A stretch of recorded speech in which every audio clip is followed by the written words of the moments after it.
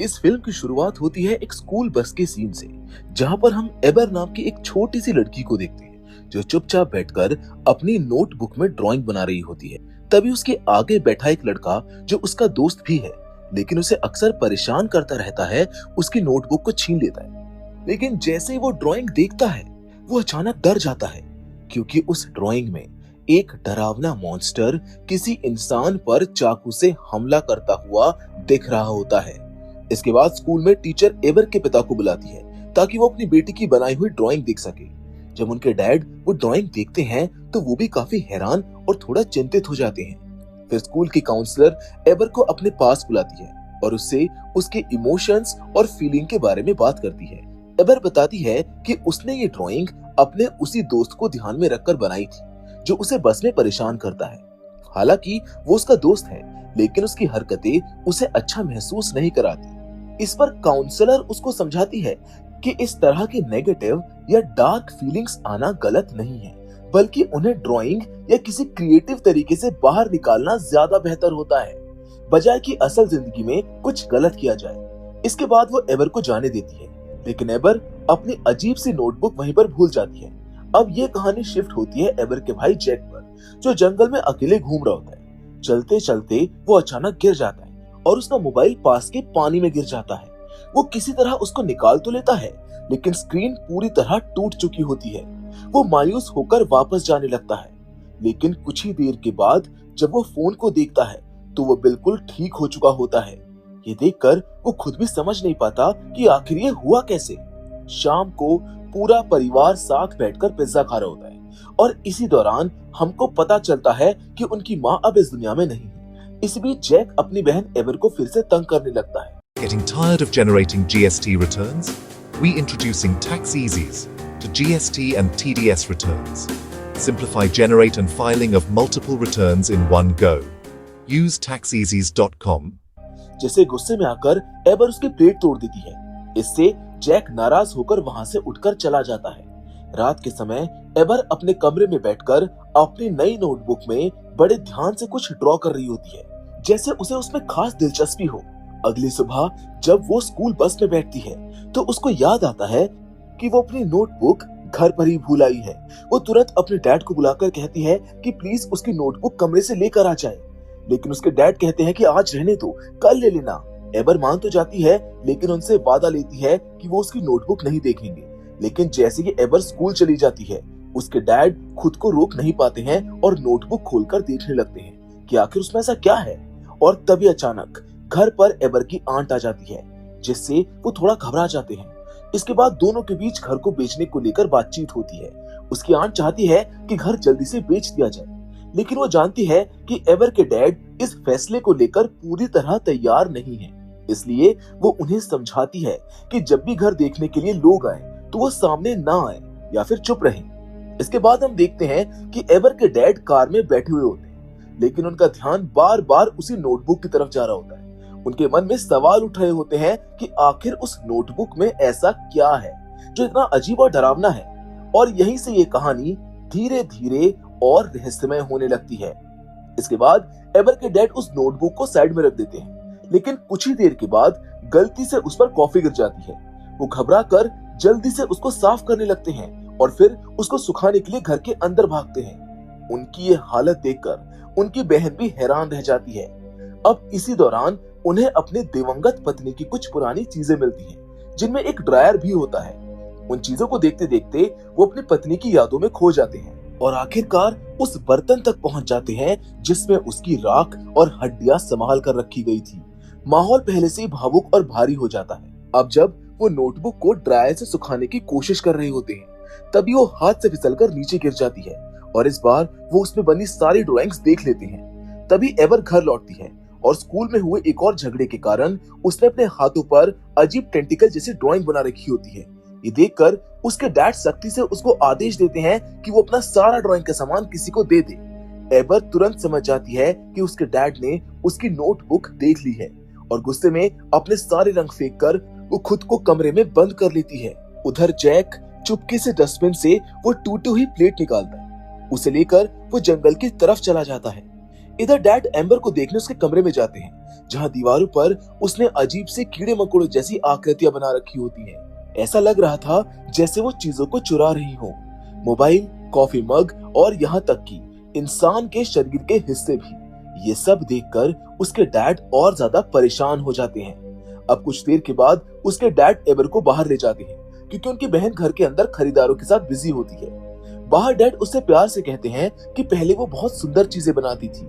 इस पर एबर जवाब देती है कि आप तो उन्हें भी हमेशा फेंक दिया करते थे। ये सुनकर उसके डैड को अपनी गलती का एहसास होता है और वो तुरंत घर के अंदर जाकर एक बॉक्स लेकर आते हैं, जिसमें एबर की पुरानी सारी ड्राइंग सुरक्षित रखी होती हैं। ये देखकर एबर थोड़ा शांत होती है और अपनी नई ड्राइंग उनको दिखाती है। डैड उसको समझाते हैं कि अच्छी और बुरी दोनों तरह की चीजों को साथ रखना चाहिए, लेकिन एबर उस ड्राइंग को और भी अजीब बना देती है, जिसमें वो एक बड़ा नीला मॉन्स्टर बनाती है। वो बताती है कि उसने ऐसे कई और क्रिएचर्स बनाए हैं जिन्हें वो आइडल्स कहती है। उधर जैक घर लौटता है और देखता है कि जो टूटी हुई प्लेट वो तालाब के पास से लेकर गया था, अब वो पूरी तरह ठीक हो चुकी है। ये देखकर उसके मन में एक अजीब ख्याल आता है और वो अपनी माँ की राख को भी उसी तालाब में ले जाने का सोचता है। तभी एबर उसको देख लेती है और अपनी नोटबुक लेकर उसके पीछे चली जाती है। वहां पहुंचकर वो अचानक जैक को डराती है और उससे बॉक्स छीनने की कोशिश करती है। अब इसी धक्का मुक्की में उसकी नोटबुक तालाब में गिर जाती है। जैक एक डंडी की मदद से उसको निकालता है, लेकिन पानी से अजीब सी आवाजें आने लगती हैं। वो दोनों डरकर वहां से भाग जाते हैं और एबर देखती है कि उसकी नोटबुक की सारी ड्राइंग्स गायब हो चुकी हैं। तभी जंगल के अंदर से कोई डरावनी गुर्राने की आवाज गूंजती है। जैक एबर से कहता है कि इस बारे में डैड को कुछ मत बताना और खुद वहां से भाग जाता है। अगली सुबह एक दुकान पर काम करने वाली महिला आती है और देखती है कि वहां पर रखी सारी ड्राइंग बुक्स और कलर्स बिखरे पड़े हैं। उसका साथी पुलिस को कॉल करने ही वाला होता है कि तभी पीछे से कोई अजीब सी चीज दिखाई देती है। वो दोनों डरकर वहां से भाग जाते हैं और हम देखते हैं कि वो असल में एक अजीब सा क्रिएचर होता है, जो टेबल पर पड़ी हुडी उठाकर खुद पहन लेता है। इधर घर पर डैड जैक को उठाने जाते हैं, लेकिन वो पहले से जागा हुआ है और थोड़ा डरा हुआ होता है। तभी उनको पता चलता है कि एबर अलमारी के अंदर सो रही थी। वो बताती है कि रात भर कोई खिड़की पर थपथपाता रहा। जब डैड खिड़की चेक करते हैं तो उस पर पीले रंग के अजीब निशान लगे होते हैं, लेकिन वो इसे किसी पक्षी की हरकत मानकर नजरअंदाज कर देते हैं। इसके बाद जैक एबर से कहता है कि वो उसको सब कुछ बताएगा, लेकिन उसको चुप रहना होगा।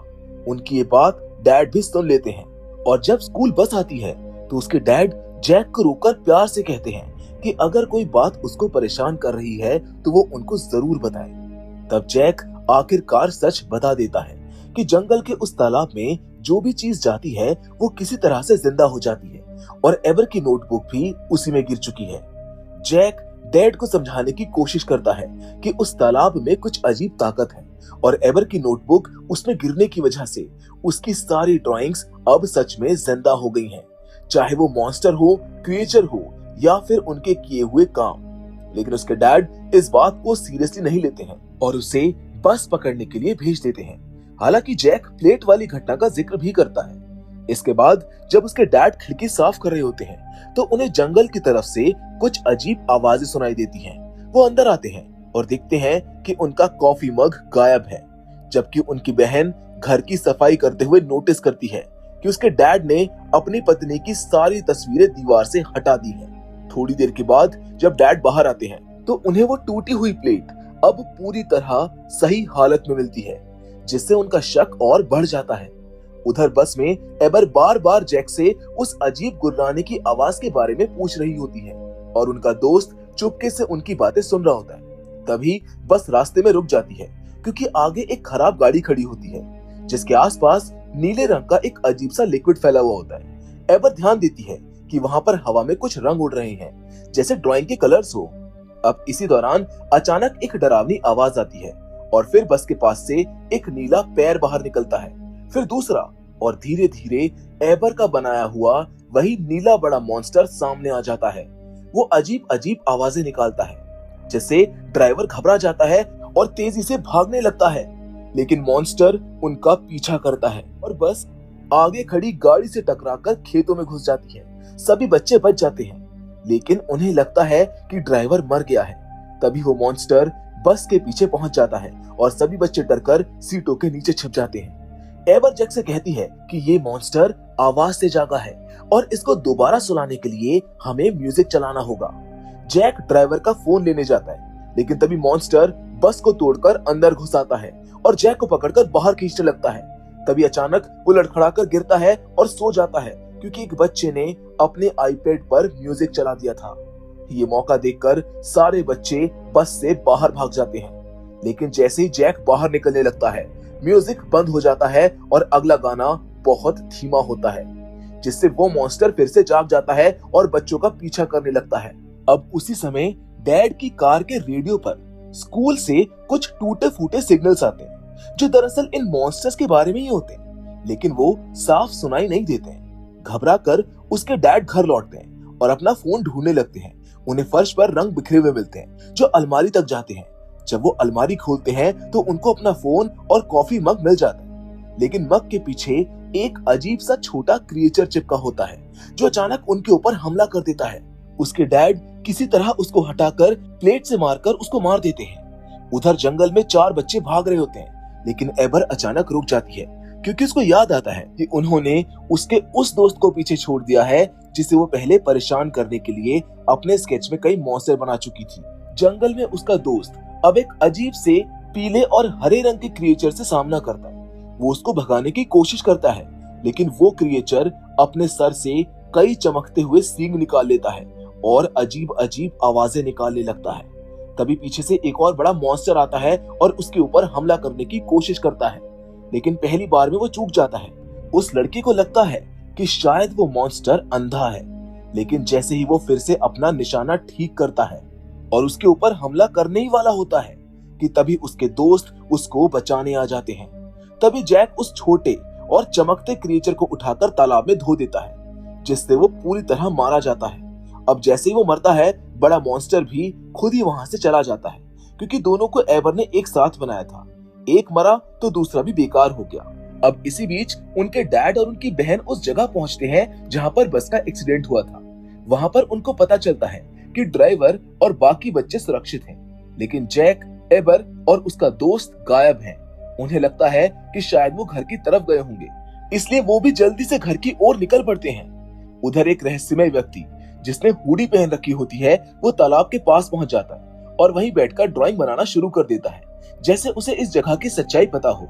रास्ते में डैड अपनी बहन को उन मॉन्स्टर्स यानी कि आइडल्स के बारे में बताते हैं, जैसा एम्बर ने उनको समझाया था, लेकिन उनकी बहन को इस बात पर विश्वास करना मुश्किल होता है। तभी अचानक सड़क पर एक बिल्ली उनकी कार के सामने आ जाती है, जिससे उसका डैड गाड़ी रोक देते हैं। जब वो नीचे उतरकर देखते हैं तो गाड़ी के पास रंग बिखरे हुए होते हैं और तभी उनको एहसास होता है कि ये कोई साधारण बिल्ली नहीं है, बल्कि वही बिल्ली है जो एबर ने अपनी ड्राइंग बुक में बनाई थी और अब वो सच में उनके सामने मौजूद है।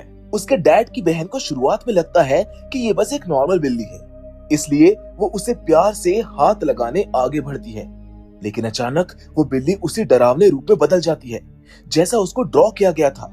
उसके बड़े बड़े रंगीन पंख निकल आते हैं और वो उन दोनों पर अजीब सा रंग फेंक देती है, फिर शांत होकर एक तरफ बैठ जाती है और अगले ही पल वो ताकत से उनकी कार को दूर फेंक देती है और खुद जंगल की तरफ भाग जाती है। ये सब देखकर वो दोनों और भी ज्यादा घबरा जाते हैं। उधर बच्चे समझ जाते हैं कि अब बचने का सिर्फ एक ही तरीका है, मॉन्स्टर के खिलाफ लड़ने के लिए खुद कोई हथियार बनाना। इसलिए वो कलर्स निकालकर एक अजीब सा हथियार ड्रॉ करते हैं, उम्मीद करते हुए कि वो सच में काम करेगा। वहीं दूसरी ओर घर लौटते वक्त उसके डैड और उनकी बहन के बीच बहस शुरू हो जाती है। उसकी बहन कहती है कि तुम अपनी पत्नी की यादों को मिटाने की कोशिश कर रहे हो और शायद इसी वजह से एबर के अंदर इतनी अजीब और डरावनी चीजें जमा हो गई हैं, जो अब इन क्रिएचर्स के रूप में बाहर आ रही हैं। इसी दौरान उनकी नजर एक बहुत बड़े डरावने पक्षी पर पड़ती है, जिसे देखकर दोनों और भी ज्यादा डर जाते हैं और जल्दी जल्दी घर की तरफ बढ़ते हैं। इधर जंगल में एबर का दोस्त उससे पूछता है कि उसने उसके लिए इतने खतरनाक मॉन्स्टर क्यों बनाए हैं। तब एबर उसको याद दिलाती है कि वो हमेशा उसको परेशान करता था और यही उसकी फीलिंग्स थी जो इन ड्राइंग्स में बाहर आई। इसी बीच जैक उस हथियार को दोबारा ड्रॉ कर चुका होता है और तीनों मिलकर लड़ने के लिए जरूरी चीजें इकट्ठा करते हैं। लेकिन घर से निकलने से पहले एबर कहती है कि उसको वॉशरूम जाना है और उसका दोस्त भी उसके साथ चला जाता है। एबर अपने कमरे के वॉशरूम में जाकर दरवाजा लॉक कर लेती है। उसका दोस्त बाहर खड़ा होकर दरवाजा खटखटाता है, लेकिन जैक उसे दूसरे कमरे में जाने के लिए कहता है। अब जैसे ही वो दूसरे कमरे में जाता है, वो देखकर दंग रह जाता है कि पूरा कमरा अजीब स्पाइडर्स जैसी क्रिएचर से भरा हुआ है जो दीवारों पर रेंग रहे होते हैं। डर कर वो धीरे से दरवाजा बंद करता है, लेकिन तब तक कुछ क्रिएचर्स उसकी बॉडी पर चिपक चुके होते हैं। जैक ये देख लेता है और तुरंत दौड़कर आता है। वो उन क्रिएचर्स को दीवार और फर्श से टकराकर हटाने की कोशिश करता है। अब इसी दौरान एबर बाथरूम से बाहर निकलती है। तभी एक क्रिएचर छत से अंदर गिरता है और वो घबराकर उसी कमरे में गिर जाती है जहां पहले से ढेर सारे आइडल्स मौजूद थे। अब सारे क्रिएचर्स सक्रिय हो जाते हैं और उन पर हमला करने लगते हैं। जैक एक वाटर गन उठा लेता है और जितने हो सके उतने क्रिएचर्स को खत्म करने लगता है। एबर किसी तरह वापस बाथरूम में पहुंचती है और पानी चालू कर देती है, जिससे कई क्रिएचर्स बहकर खत्म हो जाते हैं। लेकिन बाहर अभी भी बहुत सारे क्रिएचर्स दरवाजा तोड़कर अंदर आने की कोशिश कर रहे होते हैं। जैक सोचता है कि खिड़की तोड़कर भागना पड़ेगा। तभी एबर का दोस्त वापस आता है और पानी की मदद से एक एक करके उन क्रिएचर्स को खत्म करने लगता है। आखिरकार वो तीनों मिलकर सभी क्रिएचर्स से बच निकलते हैं और एक कोने में बैठकर थोड़ी राहत की सांस लेते हैं। उधर डैड और उनकी बहन घर पर पहुंचते हैं, जहां हर जगह लाल रंग फैला हुआ होता है। लेकिन बच्चे वहां से जा चुके होते हैं और जंगल की तरफ निकल चुके होते हैं, जहां रास्ते में अचानक एबर गिर जाती है और रोने लगती है, जबकि जैक उसे बार बार उठने के लिए कहता है। गुस्से में एबर कहती है कि तुम हमेशा मुझको परेशान करते हो।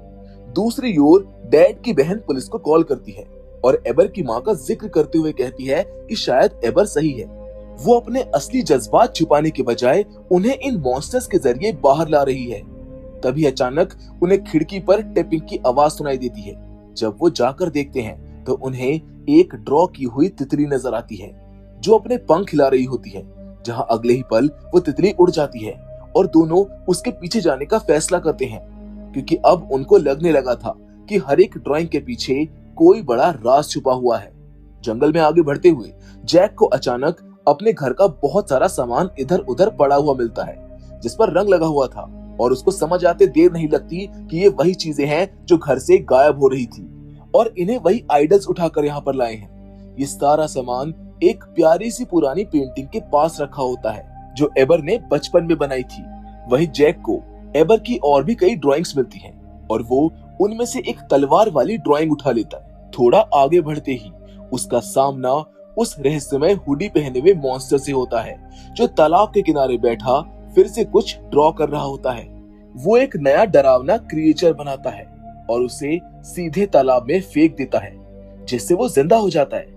ये देखकर जैक भी सोचता है कि अगर वो अपनी तलवार वाली ड्राइंग पानी में डालेगा तो शायद उसे भी एक हथियार मिल जाएगा। लेकिन जैसे ही वो ऐसा करने वाला होता है, वो मॉन्स्टर उसके सामने आ जाता है और जैक घबराकर ड्राइंग गिरा देता है। तभी वो हुडी वाला मॉन्स्टर उस पेज को उठाकर फाड़ देता है। अब इसी बीच एबर का दोस्त आता है जो अपना बनाया हुआ फ्लेम थ्रोअर दिखाता है। वो प्लान बनाते हैं कि मॉन्स्टर का ध्यान भटकाकर उसे तालाब से दूर ले जाया जाए। एबर का दोस्त उसको भटकाने की कोशिश करता है, लेकिन तभी अचानक कई और ड्राइंग से बने मॉन्स्टर जिंदा होकर सामने आ जाते हैं, जिससे हालात और बिगड़ जाते हैं और उसे वहां से भागकर एक टेंट में छिपना पड़ता है। उधर जब मॉन्स्टर एबर और जैक पर हमला करता है तो जैक फ्लेम थ्रोअर का इस्तेमाल करता है, लेकिन तभी छोटे छोटे आइडल्स टेंट के अंदर घुस जाते हैं और हंगामा मचा देते हैं, जिससे बड़े मॉन्स्टर्स भी सतर्क हो जाते हैं। एक बड़ा मॉन्स्टर पूरे टेंट को खींचकर फेंक देता है और एबर के दोस्त पर हमला करने ही वाला होता है कि तभी डैड और उसकी बहन वहां पर पहुंच जाते हैं और उस क्रीचर को मार गिराते हैं, जिससे उनके दोस्त की जान बच जाती है। अब हालात और भी खतरनाक हो जाते हैं। जैक किसी तरह मॉन्स्टर को रोकने की कोशिश करता है, जबकि एबर कुछ ऐसा ड्रॉ करने लगती है जिससे वो बच सके, लेकिन इस बार उसका पेन काम नहीं करता है। तभी मॉन्स्टर जैक को पकड़ लेता है और अपनी लंबी जुबान से उसका गला दबाने लगता है। ये देखकर एबर जल्दी से अपने बनाए हुए टेंटिकल्स को जिंदा कर देती है और मॉन्स्टर से लड़ने लगती है, लेकिन कुछ ही पल में वो भी उसके कब्जे में आ जाती है। उसी समय जैक अपनी ड्रॉ की हुई तलवार को जिंदा कर देता है और एक ही वार में उस मॉन्स्टर को मार देता है। लेकिन खतरा अभी खत्म नहीं हुआ था, क्योंकि वो हुडी वाला मॉन्स्टर अभी भी जिंदा था। वो उनके ऊपर दोबारा हमला कर देता है। तभी एबर का दोस्त अपने ग्लोइंग हथियार का इस्तेमाल करता है और उसको उड़ा देता है। इतने में उसके डैड भी वहां पर पहुंच जाते हैं और सब एक दूसरे की तरफ भागते हैं। लेकिन तभी एक बड़ा ड्रैगन अचानक एबर पर हमला कर देता है। एबर बिना डरे अपने टेंटिकल्स का इस्तेमाल करती है और उस ड्रैगन को टुकड़ों में खत्म कर देती है। इसके बाद वो अपने डैड से लिपट जाती है। अब उसी दौरान उसकी सारी अच्छी ड्राइंग्स तालाब में गिर जाती हैं और जैसे ही वो पानी में जाती है वो भी जिंदा हो जाती हैं। बल्कि इस बार वो डरावनी नहीं होती, बल्कि खूबसूरत और शांत चीजें होती हैं। अब पूरे टाउन के लोग आसमान में उन अच्छी चीजों को उड़ते हुए देखते हैं और माहौल धीरे धीरे सामान्य होने लगता है। वहीं जैक तालाब के सामने खड़ा होकर अपनी माँ की राख को पानी में बहाने का फैसला करता है, लेकिन उसके डैड उसको रोकते हैं और समझाते हैं कि दुख को महसूस करना जरूरी होता है, उसे ऐसे मिटाया नहीं जा सकता, यही हमें मजबूत बनाता है। लेकिन तब तक जैक बॉक्स खोल चुका होता है और राख पानी में गिर जाती है। कुछ पल के लिए सबको लगता है कि अब कुछ होगा, लेकिन कुछ भी नहीं होता। उसके डैड उसे गले लगाकर कहते हैं कि सब ठीक है, घबराने की जरूरत नहीं है। वो उसको भरोसा दिलाते हैं कि वो उसके साथ हैं, एक पिता की तरह और एक माँ की तरह भी। एबर भी उनके साथ आकर उन्हें गले लगा लेती है और अपने टेंटिकल से दोनों को ढक लेती है। ऐसा लग रहा था जैसे एक परिवार फिर से एक साथ जुड़ गया हो। इसके बाद हम कुछ समय बाद का सीन देखते हैं, जहाँ पर ये परिवार अपनी जिंदगी को फिर से नॉर्मल करने की कोशिश कर रहा होता है। धीरे धीरे पूरा शहर भी पहले जैसा शांत हो जाता है, जैसे कुछ हुआ ही ना हो। और इसी इमोशनल और सुकून भरे पल के साथ ये कहानी यहीं पर खत्म हो जाती है। तो दोस्तों, मैं उम्मीद करता हूँ कि स्केच की कहानी आपको पसंद जरूर आई होगी। बाकी फिलहाल आज के इस वीडियो में बस इतना ही, लेकिन हमेशा की तरह हम आपसे जरूर मिलेंगे, और वो भी एक और नई इंटरेस्टिंग कहानी के साथ। पर तब तक के लिए धन्यवाद।